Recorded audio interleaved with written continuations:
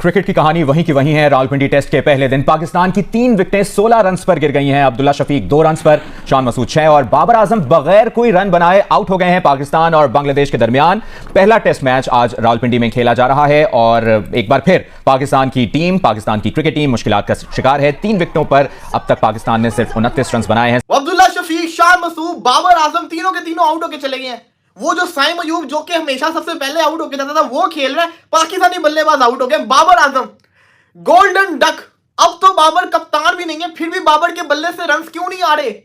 क्यों बाबर आजम रन नहीं कर रहा? हमारे साथ सिकंदर बख्त मौजूद हैं। सिकंदर, किस तरह से देख रहे हैं मैच के आगाज पर ही पाकिस्तान टीम मुश्किलात का शिकार हो गई है? ग्रासी विकेट बना रहे हैं, ग्रीन विकेट बना रहे हैं। बार बार यही मैं कह रहा था, इस ग्रीन विकेट के ऊपर खुद ना एक्सपोज हो जाना। पकड़ के 16 में 3 आउट इनके हो गए हैं। पिछले कोई 2 साल से तकरीबन हम पिचेस का रोना रो रहे हैं। जब से रमीज राजा साहब हेल्म पर आए थे तब से पिचेस सुन रहे थे, और उनके दौर में भी जो पिचेस बनी वो हमने देख लिया कि वो कितनी कोई हाईवे नुमा पिचेस थी और किस तरह उस पर जो है सिर्फ बैटर्स ने एंजॉय किया, बैटर्स ने रन बनाए। बोरिंग टेस्ट सीरीज हुई और उसमें भी बाहर से टीमें आके हमें हरा के चली गई। हम बात यही कर रहे थे कि इस किस्म की पिचेस जब बनती हैं कि जिसमें आप ये कहते हैं कि ये सिर्फ फास्ट बॉलर्स की हैं, स्पिनर की हमें कोई जरूरत नहीं है, तो उसमें टॉस बहुत इंपॉर्टेंट हो जाता है। तो हम टॉस को तो कोई इसका कोई कोच नहीं होता, टॉस के लिए कोई ट्रेनिंग नहीं होती, तो टॉस होता है, तो वो हम हार गए। अब जो इस वक्त पिच सामने हमारे आई है, अभी तक जो सामने उसकी शक्ल आई है, ग्रीन टॉप। हम अपने स्ट्रेंथ की बात करते हैं। पाकिस्तान टेस्ट टीम की स्ट्रेंथ क्या है? और जब मैं इस ग्रीन टॉप को देखती हूँ, ठीक है, हम पाकिस्तान की क्रिकेट टीम मुश्किलात का शिकार है। 3 विकेटों पर अब तक पाकिस्तान ने सिर्फ 29 रन बनाए हैं। रावलपिंडी टेस्ट के पहले दिन पाकिस्तान की 3 विकेटें 16 रन पर गिर गई हैं। इस बारे में बात करेंगे। इस वक्त हमारे साथ सिकंदर बख्त मौजूद हैं। सिकंदर, किस तरह से देख रहे हैं मैच के आगाज पर ही पाकिस्तान टीम मुश्किलात का शिकार हो गई है? हम बात यही कर रहे थे कि इस किस्म की पिचेस जब बनती हैं कि जिसमें आप ये कहते हैं कि ये सिर्फ फास्ट बॉलर्स की हैं, स्पिनर की हमें कोई जरूरत नहीं है, तो उसमें टॉस बहुत इंपॉर्टेंट हो जाता है। तो हम टॉस को तो कोई इसका कोई कोच नहीं होता, टॉस के लिए कोई ट्रेनिंग नहीं होती, तो टॉस होता है, तो वो हम हार गए। और मैं यहाँ पे फुल क्रेडिट दूंगा बांग्लादेश के 2 कैचेस को। एक तो अभी आप दिखा रहे हैं जो कि उन्होंने बाबर आजम का विकेट कीपर ने पकड़ा, और अब्दुल्ला शफीक का जो उसने थर्ड स्लिप बहुत ही जबरदस्त। अगर वो कोई भी टीम यहाँ पर जो ये शान मसूद को आप दिखा रहे हैं, मुझे थोड़ा सा लग रहा है कि ये वॉज नॉट आउट। मुझे भी ऐसा लग रहा है कि गेंद क्रॉस कर गई थी उसके बल्ले को और पैड को लग कर गई थी, तो वो नॉट आउट था। अदरवाइज मैं जहाँ पर जो है उनकी फील्डिंग को बांग्लादेश की देना फुल मार्क्स दूंगा। ये वाला कैच जो अभी आपने दिखाया और जो बाबर आजम का कैच विकेट कीपर ने पकड़ा है वो आउटस्टैंडिंग। तो मेरे ख्याल से पाकिस्तान के जो बैट्समैन है, हमें एक्चुअली ये टेस्ट क्रिकेट इतने दिनों बाद देखते हैं तो एक अजीब सी लग रहा है कि 10 ओवर में 629 रन बने, 3 विकेट गिर गई हैं, मगर हमें इसको लंबा खेलना पड़ेगा। आज 48 ओवर्स होने, तो लेट्स सी। और तो भाई, कोई भी फॉर्मेट हो या कोई भी ग्राउंड हो, होम ग्राउंड हो, यही सिचुएशन रहती है और माजी में भी हम देख रहे हैं कोई पॉजिटिव अप्रोच नजर नहीं आ रही है। अब आपको क्या लग रहा है? अभी तक सिर्फ 10 ओवर्स का मैच हुआ है, पहला दिन है, कितना स्कोर पाकिस्तानी टीम स्कोर करे तो बांग्लादेश को एक अच्छा टारगेट मिल सकता है पहली इनिंग्स में? देखिए, पहले इनिंग में कम से कम 200 से 250 तो 100% होनी चाहिए। इस पिच के ऊपर जैसे कि कहा जा रहा है कि बहुत ग्रीन टॉप है, यहाँ से तो मुझे जो लग रहा है कि जो दूसरी पिचेज है वो ज्यादा ग्रीन है, पिच इतनी ग्रीन नहीं है जितनी कि मतलब कहा जा रहा था। मगर और गेंद ऐसा भी नहीं हो रहा कि बहुत ही ज्यादा आउटस्टैंडिंग हो रहा है। हर दुनिया की पिच के ऊपर पहला घंटा जो है गेंद हिलता है। अब जैसे ये अब्दुल्ला के आप आउट दिखा रहे हैं, ये कोई आउटस्टैंडिंग बॉल नहीं हुई थी, शान मसूद की थोड़ी पड़ के अंदर आई है जो कि मैं समझता हूँ नॉट आउट था।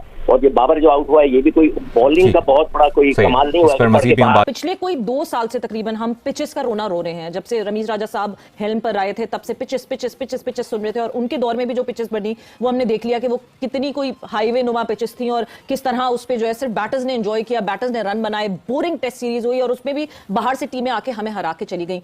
अब जो इस वक्त पिच सामने हमारे आई है, अभी तक जो सामने उसकी शक्ल आई है, ग्रीन टॉप। हम अपने स्ट्रेंथ की बात करते हैं। पाकिस्तान टेस्ट टीम की स्ट्रेंथ क्या है? और जब मैं इस ग्रीन टॉप को देखती हूँ, ठीक है, हम 4 फास्ट बॉलर्स की लाइन तो लगा लेंगे, हमारे बैटर्स सर्वाइव कर सकते हैं इस पर? हमारी स्ट्रेंथ क्या है? हमारी स्ट्रेंथ एशिया में, पाकिस्तान में हम खेल रहे हो ना, तो हमारी स्ट्रेंथ ये है कि हम स्पिनर्स पे ज्यादा रिलाई करें और डोमिनेट करें, क्योंकि इंडिया भी ऐसे ही करती है, श्रीलंका भी ऐसे करते हैं, और हम लोग भी होम सीरीज जब भी जीते हैं ना तो हमारे स्पिनर्स ने हमें मैच जितवाए हैं। आपके पास आगे आने वाली टीम इंग्लैंड है और आप ग्रीन टॉप पिच पे खेल नहीं सकते एशिया में, और आप क्या नाम है इंग्लैंड को डोमिनेट इसी सूरत कर सकते हैं। अगर इंग्लैंड के खिलाफ भी आपने ऐसी पिच बनाई तो मेरे ख्याल से हम लोगों को पता चल जाएगा कि हमारी क्रिकेट कहाँ पे स्टैंड। वो तो खैर हमें वर्ल्ड कप पे पता चल गई है, जैसे यूएसए से आ रहे हैं, बिल्कुल। लेकिन हम ये अच्छा डिसीजन नहीं है मेरे ख्याल से। और ये आप देखें कि उसके बाद जो कंडीशन है ना पाकिस्तान की, अभी हमने इंग्लैंड के साथ भी टेस्ट सीरीज यहाँ पे खेली है, ऑस्ट्रेलिया के साथ भी खेली है। ये पिचेस का मसला नहीं है, ये माइंड सेट का मसला है। ये उस दौर पे ऐसे, ये आप जैसे को, मेरे जैसे को, जो क्रिकेट को समझते हैं, रऊफ जैसे क्रिकेटर को ये बेवकूफ नहीं बना सकते। वही स्ट्रेंथ की जिस तरह अभी कामरान से बात की, हमें इंडिया में रैंक टर्नर्स दिखते हैं, हमें श्रीलंका, बांग्लादेश ने ऑस्ट्रेलिया और न्यूजीलैंड को बुला के अपने रैंक टर्नर्स पे फंसाया है। हम कहाँ किस तरफ फंसा सकते हैं, क्योंकि जब हम ओपोनेंट को फंसाने की बात करते हैं तो हम खुद भी फंसे होते हैं साथ साथ। देखिए बेसिकली बात ये है कि हमारी लॉन्ग टर्म प्लानिंग नहीं है, शॉर्ट टर्म प्लानिंग है। जिस तरह आपने पिच की अभी बात की, लॉन्ग टर्म प्लानिंग कैसे करें रऊफ? एक साल में 4-4 जहां चेयरमैन बदलते हो, क्या चेयरमैन को छोड़ के असाइड जो नीचे जो पूरी लॉट है लोगों की जो कि पिछले 10-10 8-8 साल से काम कर रहे हैं, उनकी रिस्पॉन्सिबिलिटी बनती है उस सिस्टम को? देखिए बात ये कि हम पाकिस्तानी पब्लिक को बेवकूफ बनाते हैं और हमें ये चीज़ समझनी चाहिए। इसी वजह से हमारी सारी स्पोर्ट्स का डिक्लाइन है। कोई भी इदारा है वन मैन शो नहीं चल सकता, चेयरमैन पे नहीं चल सकता। इदारे चलते हैं, ऑर्गेनाइजेशन जिसकी स्ट्रांग होती है, जिसका सिस्टम स्ट्रांग होता है, और चाहे कोई भी चेयरमैन आ जाए, कोई भी लोग आ जाए, आपका सिस्टम वैसे ही प्रॉपर फंक्शनल रहे।